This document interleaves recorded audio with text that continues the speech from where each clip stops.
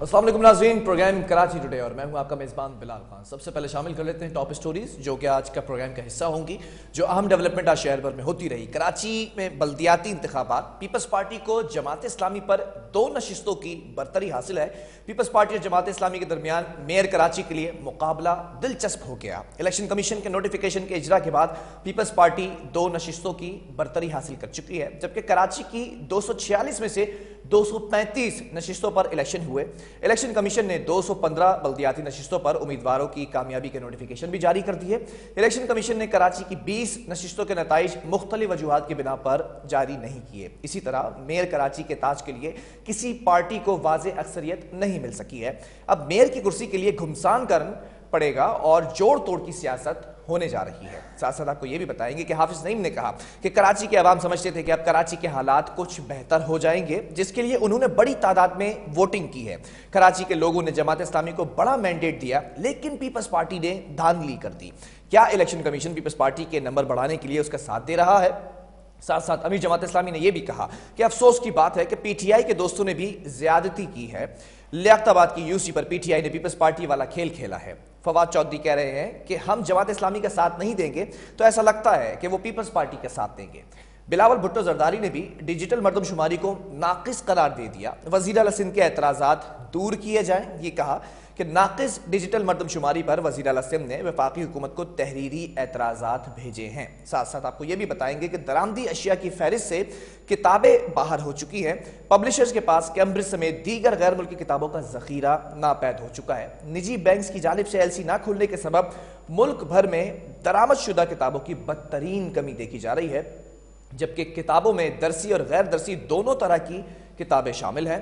पाकिस्तान में गैर मुल्की राइटर्स की पढ़ने वाले इनकी किताबों की मुताले से महरूम रह चुके हैं, जबकि गुज़िश्ता कई हफ्तों से पाकिस्तान में किसी भी मुल्क से किताबें दरामद नहीं हो सकी हैं। चेयरमैन अजीज़ खालिद ने इस बात का इंदिया भी दिया है कि पब्लिशर्स और बुक सेलर्स के पास हर तरह की दरामदी किताबों का ज़ख़ीरा ख़त्म हो चुका है, जबकि यह भी कहा कि गैर मुल्की पब्लिशर्स ने अब नए दरामदी ऑर्डर पेश की अदायगियों की सूरत में ही लेने का इंदिया दिया है।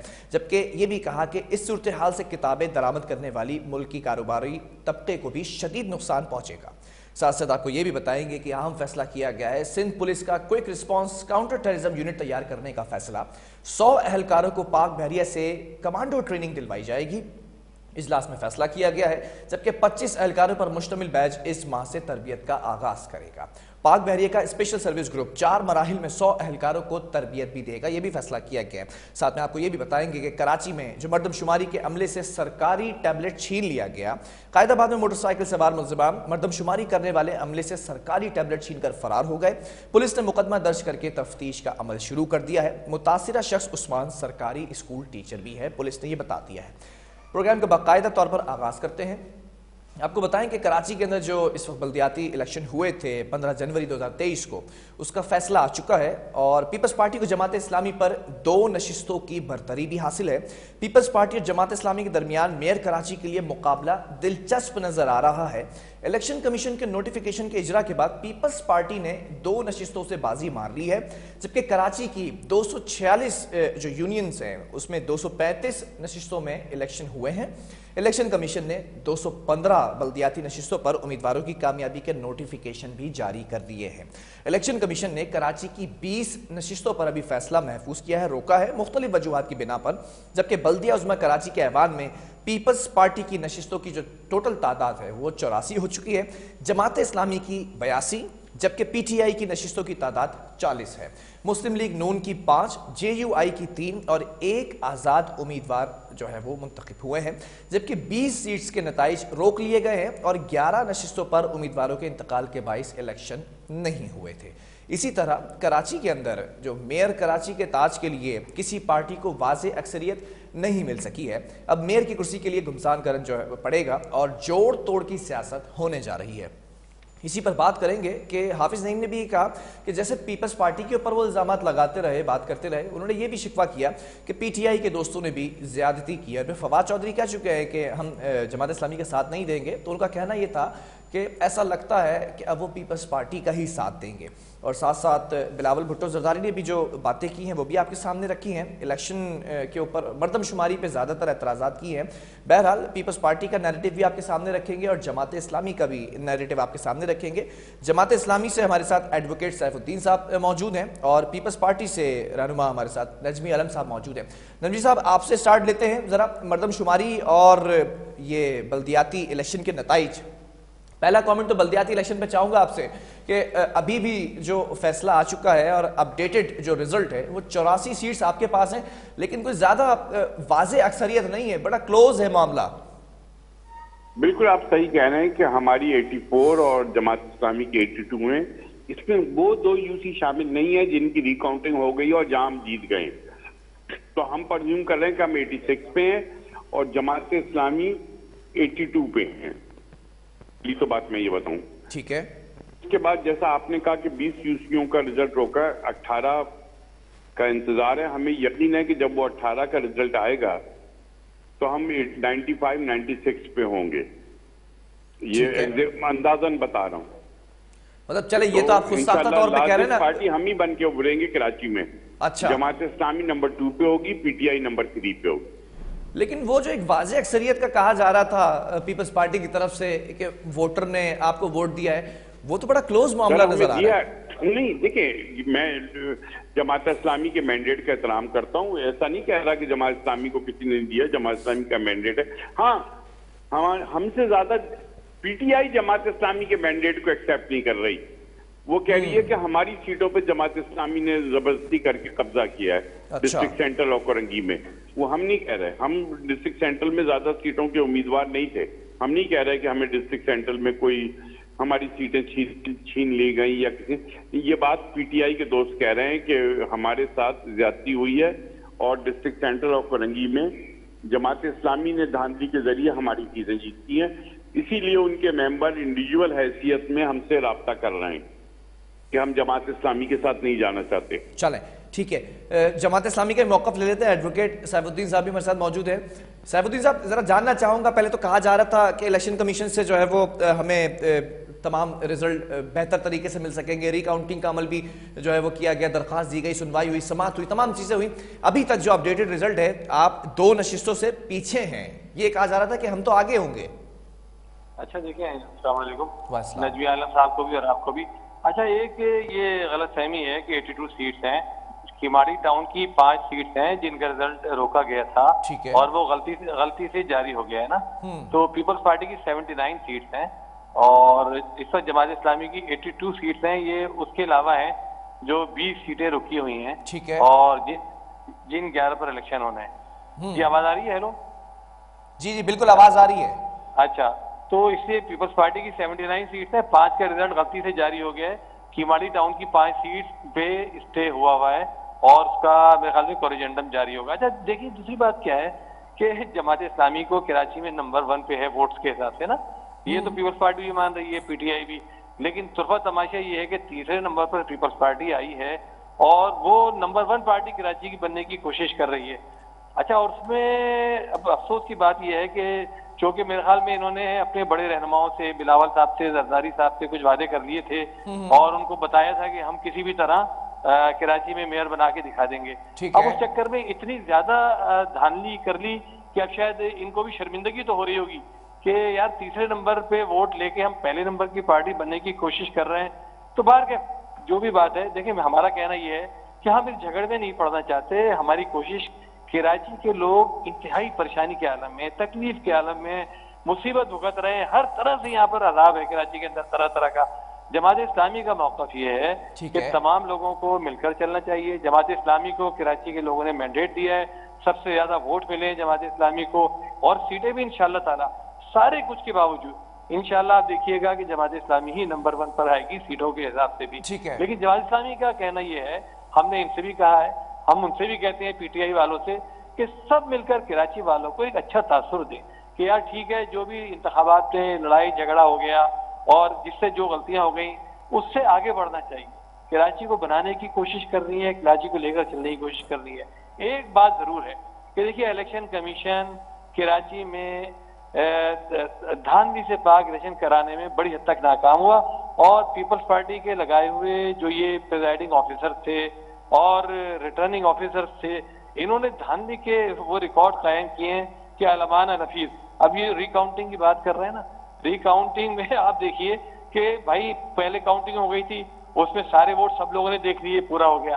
अब बाद में जब रिकाउंटिंग में फटे हुए थैलों में से वोट निकल रहे हैं, तो जमात इस्लामी के 150-150, 200 वोटों पे डबल ठप्पे लगे हुए, और डबल ठप्पे भी 2 तरह की मोहरों के लगे हुए। इसका मतलब ये कि हर वोटर 2 तरह की मोहर लेके जा रहा था, और एक वो जमात इस्लामी के उस पे लगाता था निशान पे, और एक किसी और के। ऐसा पागल था जमात इस्लामी का वोटर बेचारा कि उसे। तो ये धांधली जिस तरह कर रहे हैं, इंशाल्लाह ताला ये नहीं कायम रहेगी।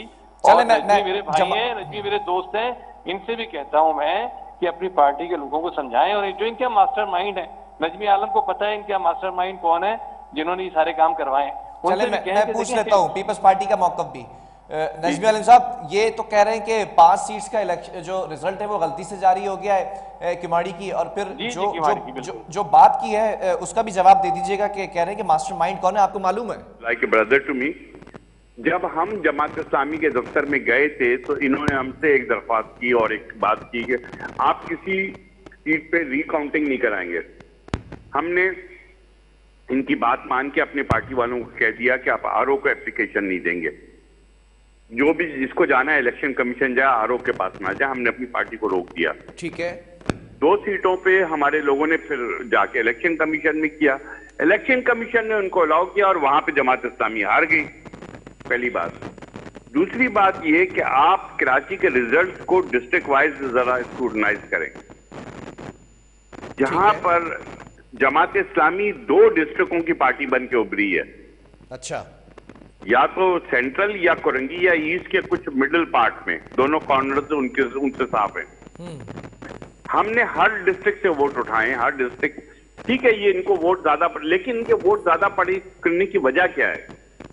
मैं एक्सेप्ट करता हूं कि जमात ठीक है, वहां पर हम तंजीमी तौर पे कमजोर थे, सेंट्रल और कोरंगी में।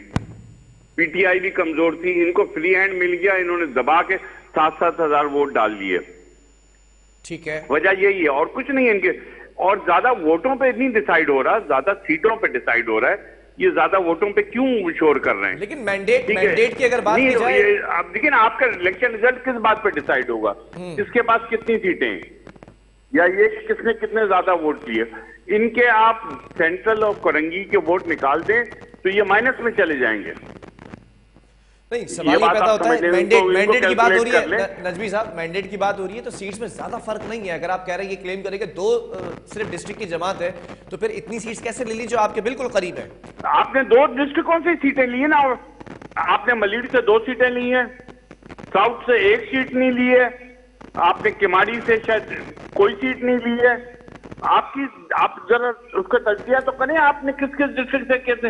आपने सिर्फ 2 डिस्ट्रिक्टों से या ईस्ट के मिडिल से ऐसे तो जमात इस्लामी कहीं से भी मैंडेट हासिल कर। ऐसे तो आपने उन 2 डिस्ट्रिक्ट के अंदर फिर अक्सरियत नहीं हासिल की, तो क्या उन डिस्ट्रिक्ट में पार्टी ने कभी कोई काम नहीं कराया था क्या? मैंने तो आपसे कहा कि सेंट्रल और कोरंगी में हमारा तंजीमी स्ट्रक्चर कमजोर था, पीटीआई के पास है नहीं। आपको खुल के धांधली का मौका मिल गया, आप लोगों ने वहां फोड़ दिया, ये हुआ है। अच्छा, जहां से अक्सरियत है वहां धांधली की है जमात इस्लामी है। सर, आपने वहां का वोटिंग रेशियो और दूसरे डिस्ट्रिक्टों का वोटिंग रेशियो देखें।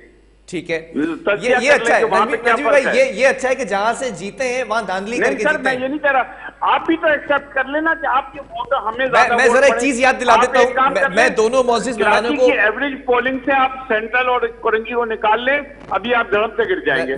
नजमी आलम साहब, आपके इस जुमले से मुझे वो बात याद आ गई, आपको याद होगा, याद माजी अजाब यारब छीन ले मुझसे हाफजा मेरा।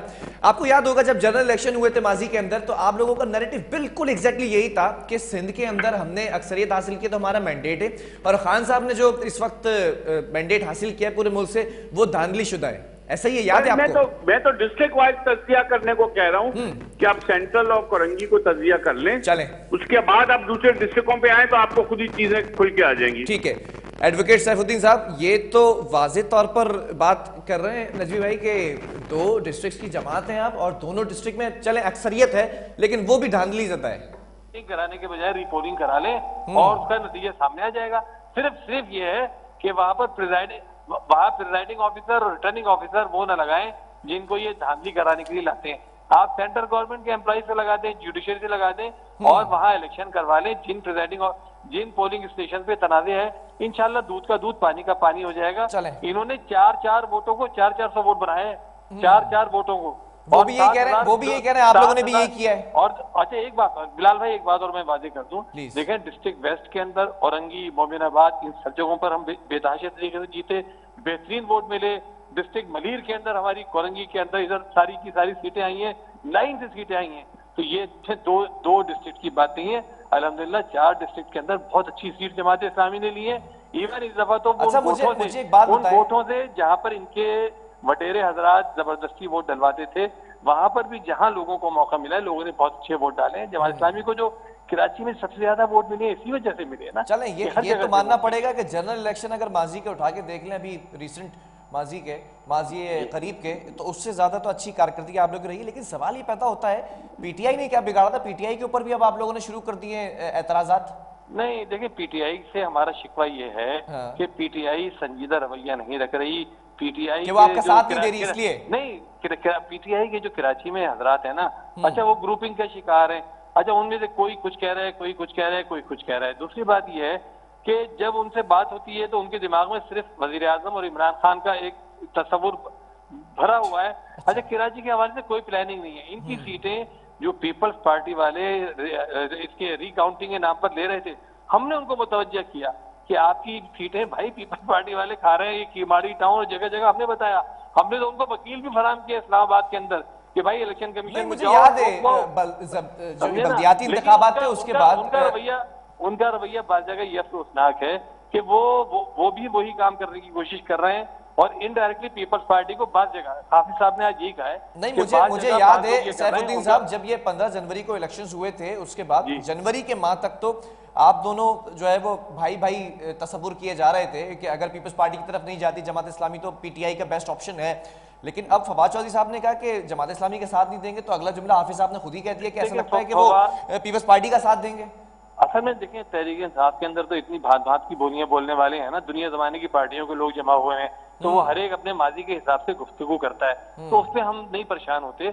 और हमारा अभी भी बहुत अच्छा ताल्लुक है पीटीआई से, और पीटीआई के दोस्तों को अभी भी हम संजीदा मशवरे देते हैं और हमदर्दी वाले मशवरे देते हैं और अच्छा ताल्लुक उनसे भी हम यही कहते हैं, इनसे भी ये कहते हैं कि देखिए जमात इस्लामी को मैंडेट को तस्लीम करें, कराची के लोगों के मसाइल हल करने की कोशिश करें, और ये जो सीटों का चक्कर डाल दिया है ना कि सीटों पे कब्जा करना है ज्यादा से ज्यादा, पीपल्स पार्टी वालों से कम मैं ये कहता हूँ। देखें ये कैसा दोस्ताना ताल्लुक है कि हाफिज साहब कह रहे हैं कि लियाकताबाद की यूसी के अंदर भी पीटीआई ने वही खेल खेला जो पीपल्स पार्टी खेल खेल रही है। उन्होंने कुछ जगहों की निशानदेही की है, पूरी कराची का नहीं कहा, कुछ जगहों की निशानदेही की है कि वहां पर ये हुआ है, और पीटीआई की रहनुमाओं को चाहिए, क़यादत को चाहिए कि इसको चेक करें कि जहां पे उनके लोग पीपल्स पार्टी की इनडायरेक्ट सपोर्ट कर रहे हैं या उसको जितवाने, वो गलत कर रहे हैं धांधली करके कि 4 वोटों को 400 बना रहे हैं, 2 वोटों को 250 बना रहे हैं, इसको उन्होंने कहा है तवज्जो दिलाई है। ठीक है, तो ये है बात। अच्छा एक मैं बस ये कहूंगा, देखिए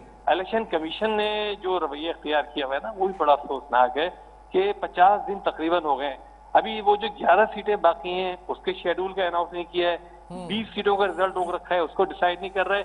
अच्छा जिन लोगों से शिकवा था हमको, जिनके खिलाफ हम इलेक्शन कमीशन में गए थे कि ये जो आरओज थे जो रिजल्ट तब्दील कर रहे थे, अच्छा आरओज भी कैसे कैसे जराइम पेश आए कि कोई एंटी करप्शन में पकड़ा हुआ है, कोई भागा हुआ है, कोई कुछ, तो उनको आरोप बना दिया था। अब उनके जिनके खिलाफ हम वहां गए थे उन्होंने उन्हीं को भेज दिया कि ये रिकाउंटिंग कर लो। तो भाई यही तो चोरी कर रहे थे रिजल्ट को, और इन्हीं लोगों को आपने रिकाउंटिंग के, हम इलेक्शन कमीशन में इंसाफ लेने गए थे, उन्होंने वहां भेजना शुरू कर दिया। इलेक्शन कमीशन से हमारा ये शिकवा है कि वो इस पूरे गेम का हिस्सा न बने, जो ये वाला पूरा गेम एक चल रहा है कि जी कराची में। ठीक है, चलें, मैं एक आखिरी मौका भी ले लूं। नजमी साहब, इलेक्शन कमीशन से शिकवा ये है कि वो आपके खेल का हिस्सा ना बने, कमेंट दे दें जरा इसके ऊपर एक। हेलो नजमी साहब, मैं ये कह रहा हूं कि सैफुद्दीन साहब ने ये नैरेटिव रखा है जमात इस्लामी का कि इलेक्शन कमीशन आपके खेल का हिस्सा ना बने। कौन सा खेल खेल रहे हैं आप? इलेक्शन कमीशन तो इनको फेवर कर रहा है, हमारा पॉइंट ऑफ व्यू ये है भाई, हम तो ये कह रहे हैं कि आप 6 यूसी को छोड़ें, सीट्स आपकी ज्यादा है, बकौल आपके फेवर उनको कर रहे हैं। मेरी बात सुन लें, आप उनका रिजल्ट अनाउंस करें, जिसको जाना है वो ट्रिब्यूनल में जाए। नहीं, इलेक्शन कमीशन इनका साथ कैसे दे रहा है? हमने पहले सीट्स आपकी ज्यादा, बकौल आपके। एक सेकंड सुन तो ले कि जिसको भी कोई जो आरओ का रिजल्ट है उसको अनाउंस करें और उसके अगेंस्ट जिसको जाना है वो ट्रिब्यूनल में जाए, ठीक है, चाहे हम हो जमात इस्लामी या पीटीआई XYZ जो भी हो, ठीक है, और मेयर का इलेक्शन कराएं। ये मेयर का इलेक्शन डिले करना चाहती है जमात इस्लामी। अगर अभी 11 सीटों का शेड्यूल आएगा तो आप समझ लें कि जमात इस्लामी 10 तारीख को धरना देने जा रही है, आप कह रहे हैं कि डिले करना चाह रही है? नहीं, ये वो धरना ये आंख पूछे भाई, वो कह रहे हैं 11 सीट्स पे भी इलेक्शन कराते हैं, 20 के नताइज भी देते हैं, तो वो कानूनी 45 दिन का बनता है। चलें, ठीक है। बहरहाल बहुत शुक्रिया नजमी आलम साहब आपका भी और एडवोकेट सैफुद्दीन साहब आपका भी। और अब देखना यह है कि एक सियासी जमात कहती है, बल्कि पीपल्स पार्टी ये कहती है कि जमात इस्लामी ताख़ीर करना चाह रही है मेयर के मुंतखब होने में, और जमात इस्लामी जबकि चाह रही है कि 10 मार्च को हम धरना देंगे इलेक्शन कमीशन के दफ्तर के बाहर, क्योंकि 11 नशिस्तें जिन पर इंतकाल कर गए थे जो लोग, तो इलेक्शन नहीं हो सके थे, उनके इलेक्शन आपने जल्द अज जल्द कराने, उसके बाद मेयर मुंतखब होगा। ये एक अजीब मामला है। अब देखना ये है कि जो 84 सीट्स बकौल इलेक्शन कमीशन के पीपल्स पार्टी के पास हैं और 82 सीट्स जमात इस्लामी के पास हैं। अब ये 20 नशिस्तों का अगर रिजल्ट आता है और 11 नशिस्तों पर अगर इंतखाबात होते हैं तो कौन सी सियासी जमात अक्सरियती मैंडेट लेने में कामयाब होगी? वक्फे की तरफ जाएंगे, उसके बाद बात करेंगे कुछ किताबों के हवाले से। दरामदी अशिया की फहरिस्त से जो किताबें हैं जो इम्पोर्ट कराई जाती हैं वो लिस्ट से बाहर है, इसकी वजह से खदशा पैदा हो चुका है। वो क्या मामला है आपको बताएंगे एक वक्फे के बाद।